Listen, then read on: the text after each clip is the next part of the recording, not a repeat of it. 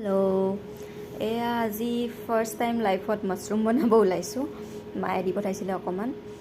এয়া মাছৰুমখিনি মই সৰু সৰুকৈ কাটি লৈছোঁ। গোটেইখিনি কাটি লৈ এতিয়া এয়া গৰম পানী ঢালি দিছোঁ।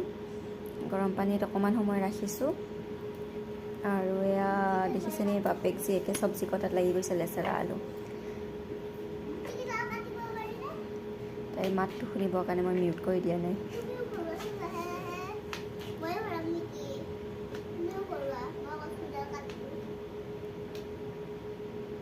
দেখিছেনে টক টক কথা।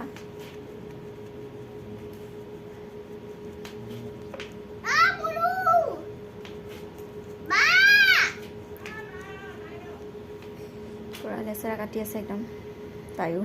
এয়া গোটেইখিনি ৰেডি কৰি ল'লোঁ তেতিয়ালৈকে। এতিয়া এইখিনি পানীখিনি চেপি লৈছোঁ হাতেৰে, লৈ বাউলটোত থৈ দিছোঁ। এইখিনি দেখিছে। এতিয়া পিঁয়াজ দি লৈছোঁ অকণমান। পিঁয়াজখিনি অকণমান ৰঙচুৱা হোৱাৰ পিছত এয়া আদা নহৰু জলকীয়া খুন্দি থৈছিলোঁ, এইখিনি দি দিলোঁ।